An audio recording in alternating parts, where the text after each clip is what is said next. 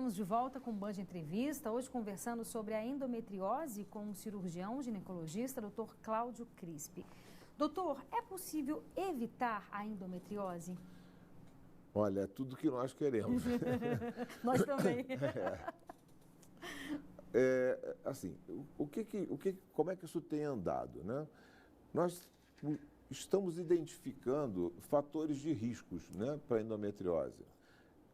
A história familiar é algo bem importante, né? Nós sabemos hoje que a mulher com endometriose, quando tem filhas, né, essas filhas têm 8 vezes mais chances de ter endometriose. Então, eu acho que cabe atuar sobre elas, né?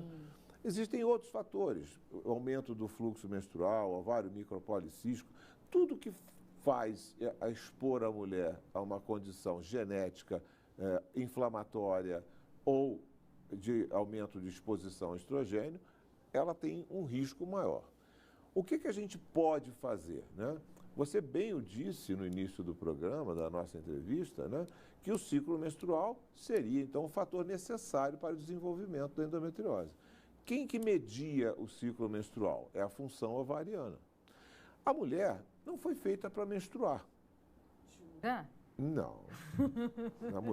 Esse é um grande problema.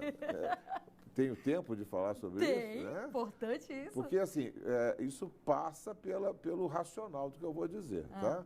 Quem inventou a menstruação fomos nós. A partir do momento que eu te dei condições de não engravidar, né, eu favorecia você a menstruar, né? A minha avó, né, que Deus a tenha, ela teve 9 filhos e amamentou muitos anos.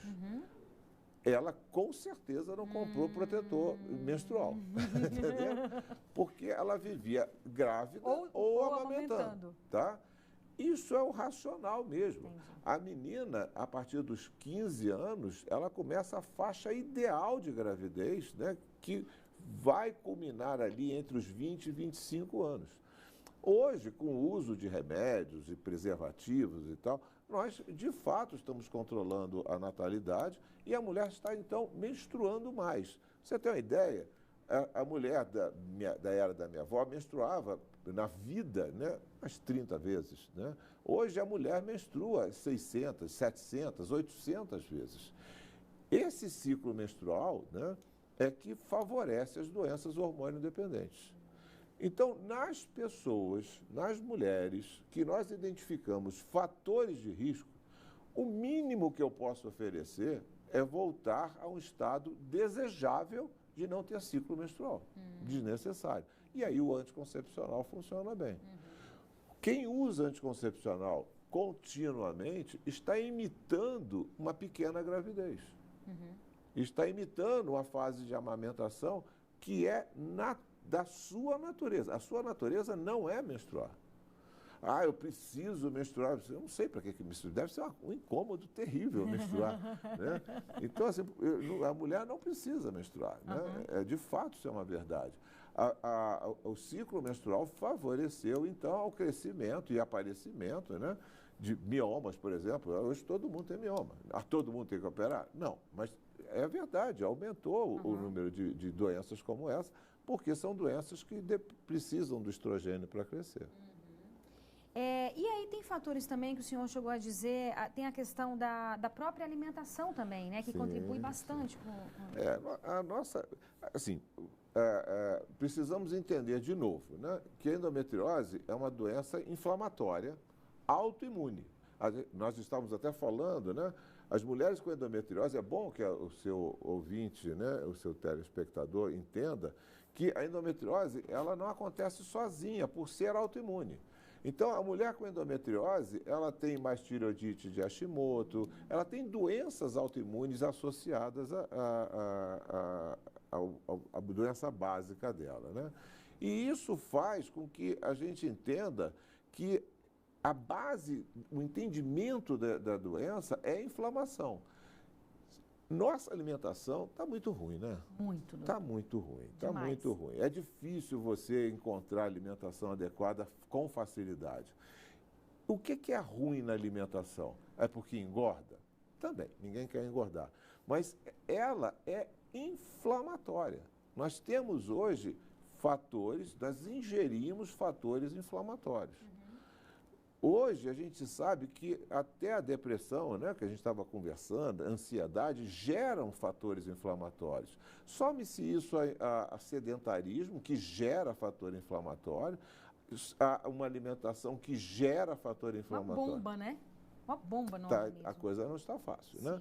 Então, nós precisamos mudar esse ciclo para tudo. É claro que isso vai repercutir na endometriose, né, que é uma doença inflamatória. Mas existem tantas outras que vão se beneficiar também de uma nova cultura, né? E isso está mudando. Às vezes com um pouco de exagero, né? Mas os extremos às vezes levam ao equilíbrio, né? Doutor, a gente está terminando, assim, o senhor que é especialista, estudou e estuda muito sobre a endometriose, como a gente estava falando aqui, que o senhor chegou até a me dizer que muitas vezes a endometriose ela pode ser mais maléfica do que o próprio câncer, né? Porque as pessoas não dão o valor necessário e a qualidade de vida da mulher muitas vezes cai muito sem que ela tenha essa atenção. Qual o recado que o senhor dá para a mulher que está em casa, que não sabe se tem a doença ou que sabe que tem a doença? Queria que o senhor falasse um pouco para essa mulher. Olha, a primeira coisa que nós temos que reforçar é que dor não é normal, né? A dor, ela precisa ser valorizada. Ninguém tem que pagar pecado capital mais. Não, Adão e Eva já foi. Não, vamos deixar isso para trás. Reclame com o seu médico, né? Diga para ele que isto não é normal, que você quer qualidade de vida. Que investigue a possibilidade de uma doença inflamatória, como a endometriose. Que isso precisa ser valorizado. Quem leva o médico a pensar mais sobre isso, por incrível que pareça, é o próprio paciente. Que essa cultura da aceitação da dor, né, ela é universal, né, e passa por esses colegas também, entendeu? Essa seria a primeira recado para casa que eu poderia dar, né? Paciente infértil, está tentando engravidar, tem 2, 3 anos, não conseguiu, pensa na endometriose, né? Eu vou fazer uma fertilização in vitro, ótimo, mas pensa na endometriose, porque a endometriose pode interferir no resultado da fertilização in vitro. Vai investigar, né? Dor no período menstrual para evacuar é um sintoma de endometriose intestinal.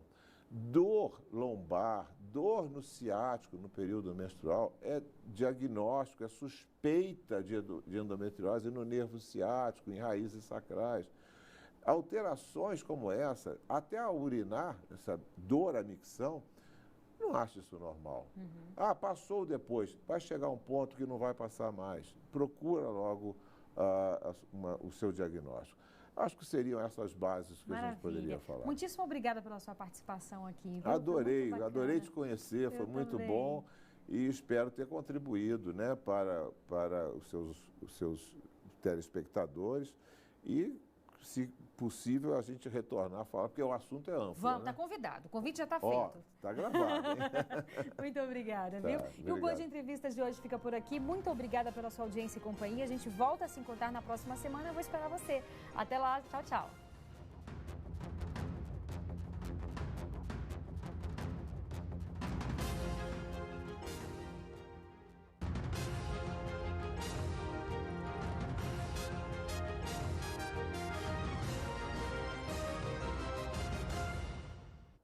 Estamos de volta com um Band de Entrevista, hoje conversando sobre a endometriose com o cirurgião ginecologista, Dr. Cláudio Crispi. Doutor, nós falávamos aqui, o senhor explicou muito bem sobre esse panorama, né, da endometriose. A endometriose tem cura? Depende do que a gente chama de cura, né?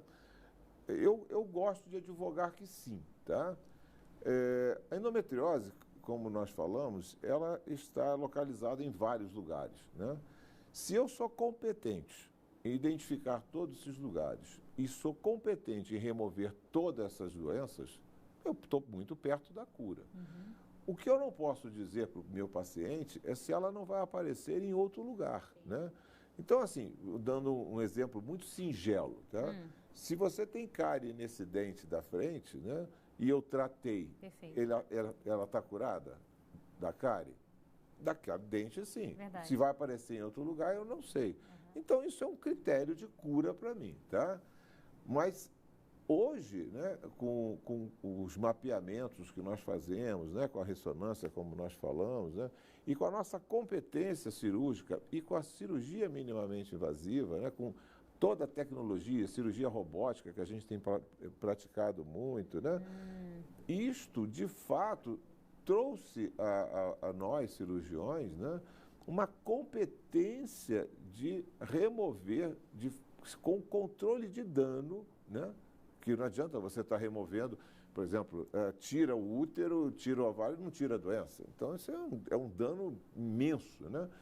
Mas hoje, com toda a tecnologia disponível, né, e nós estamos falando disponível universalmente, né, nós temos, sim, nós estamos bem perto de sermos curativos para a endometriose. E como é que é o tratamento? Obviamente que em cada caso deve ser um tratamento diferenciado, né?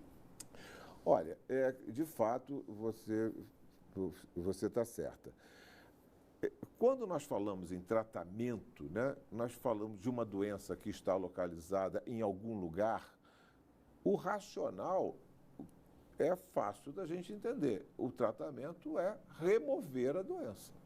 Até hoje não existe um remédio, um detergente, né, que disfarça a endometriose. Então, se eu vou falar em tratamento, eu vou falar em cirurgia, tá? O termo tratamento clínico, eu acho ele perigoso, sabe? Porque leva as pacientes a entenderem que ela está tomando um remédio, tá? Que vai eliminar aquele foco, aquela doença, ou que ela está controlada, tá? Nada disso é verdadeiro. Eu gosto de dizer que existe o controle clínico. Então, eu posso controlar a inflamação. A gente falou muito sobre inflamação, né? Eu posso fazer um anti-inflamatório, um analgésico. Eu sei que a endometriose cresce quando nós expomos a paciente ao estrogênio, que é o hormônio feminino. Por isso que você disse que o ciclo menstrual é o fator necessário para a doença aparecer. Porque é o hormônio feminino que faz crescer, tá certo? Então, eu posso fazer o seu ovário parar de funcionar, tomando um anticoncepcional. Eu diminuo a oferta de estrogênio ao seu organismo. Mas vou acabar com a oferta de estrogênio? Não.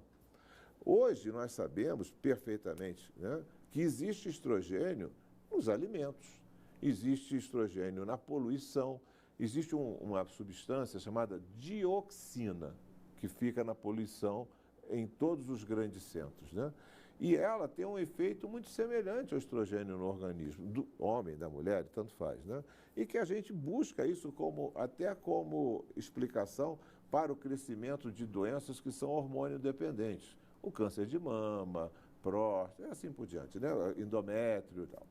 Então, o tratamento clínico, eu não tenho. Eu tenho controle. Eu tenho controle da dor, eu tenho controle da inflamação e diminuo a oferta de alimento para o crescimento da endometriose. Mas eu quero tratar a doença. Porque o que acontece? Hoje, nós temos as pacientes chegando ao nosso consultório já com doença muito avançada, perdendo o rim, perdendo inférteis, o intestino já fechando. Puxa. Qual é o que eu posso oferecer a ela? A cirurgia, tá? E, assim, a cirurgia melhora muito essa paciente. Vamos falar em fertilidade, né? A cirurgia melhora o resultado de gravidez natural nas mulheres tratadas cirurgicamente em até 60%. Nossa. É muito bom. Muito bom. É muito bom. Você vê melhora da dor, né, batendo 90%. Nossa. É muito bom. Você recupera a função renal, você recupera a função intestinal, você recupera o nervo ciático, essas mulheres que têm dificuldade de andar, dor lombar no período menstrual, tal, você melhora. Que interessante. E em quais casos, portanto, a cirurgia ela é recomendada, doutor? Olha, eu gosto de dizer o seguinte, a cirurgia ela é recomendada quando eu tenho dor intratável, né? ou não suficientes para recuperar a qualidade de vida, o remédio não está servindo. Em mulheres inférteis e mulher que tem um dano em uma estrutura que está alterando a função de um órgão. Como eu falei agora, do rim, do intestino, nervo ciático, nervo ou a bexiga, assim por diante, tá? Então, nesses casos, eu tenho que pensar em cirurgia. Nos casos, por exemplo, é muito comum hoje, né, nós encontrarmos endometriose nas adolescentes. Até um capítulo à parte nesse daí que a gente poderia falar o dia inteiro, né? Que é importante. Mas a endometriose acontece desde a tenra-idade, tá? E ela começa de uma forma bem superficial. Essa mulher, essa menina precisa de tratamento cirúrgico? Não. Ela precisa de condições anti-inflamatórias e diminuir o aporte de estrogênio para ela. Então, assim, e aí vai monitorando também, né? Vai acompanhando, como qualquer doença, tá, né? Então, nós podemos iniciar com anticoncepcional para ela, nós podemos fazer uma alimentação anti-inflamatória para ela, estimular a atividade física. Perfeito. Então, assim, a cirurgia é o pior cenário. Certo. Se você puder evitar, você deve evitar. Perfeito. E a gente lembra que esse programa ele é gravado, mas você também pode e deve participar com comentários e sugestões de entrevistas. Anote o nosso WhatsApp, 999769204. E agora a gente faz mais um breve intervalo, é bem rápido. Não saia daí que a gente espera você.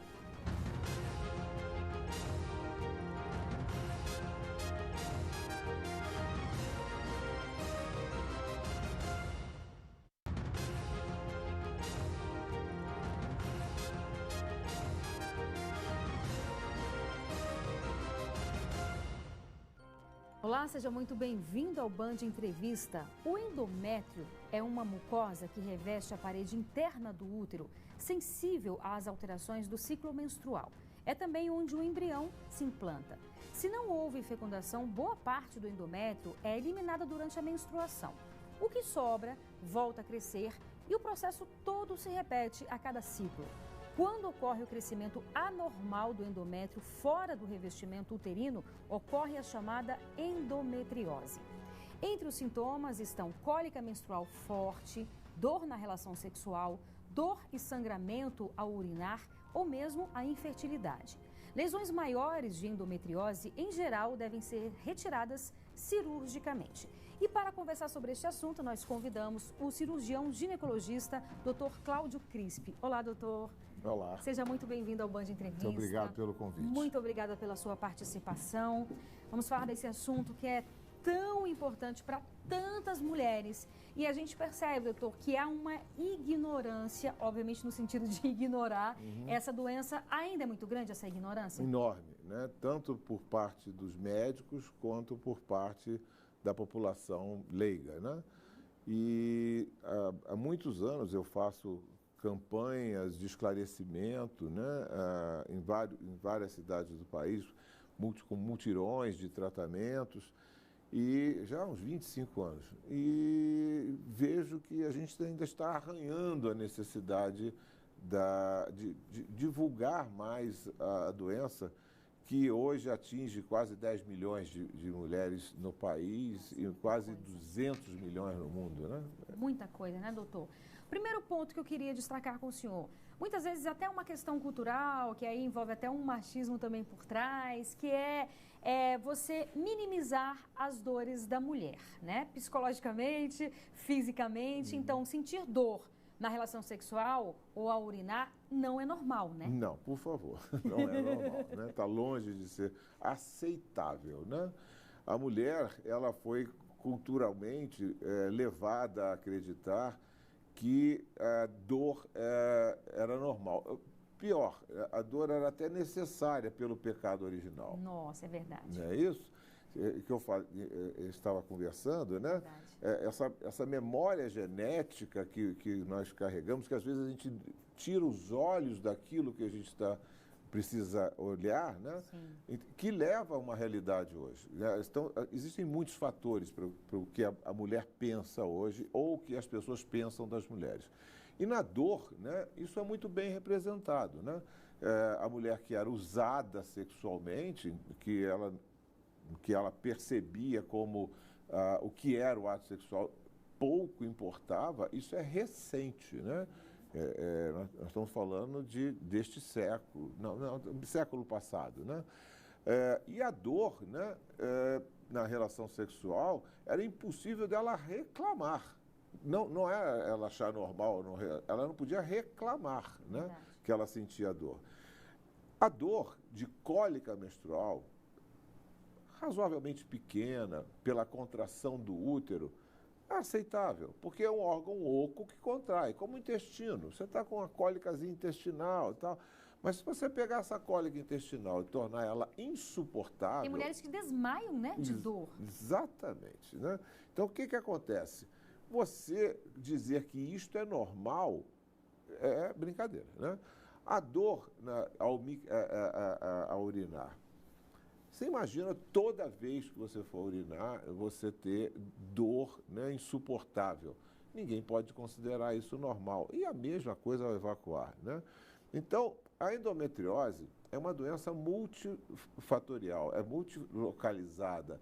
Ela leva, né, a nódulos se implantarem na bexiga, no intestino, no útero, no ovário, no ureter e assim por diante. Nós temos doença de endometriose no diafragma, no pericárdio, nós temos doença de endometriose no cérebro, nós temos... Então, assim, é muito mais complexo do que a gente do que a gente pode imaginar.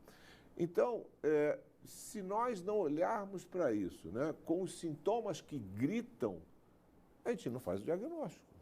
Aí todo mundo começa a falar assim, fazer diagnóstico de endometriose é muito difícil.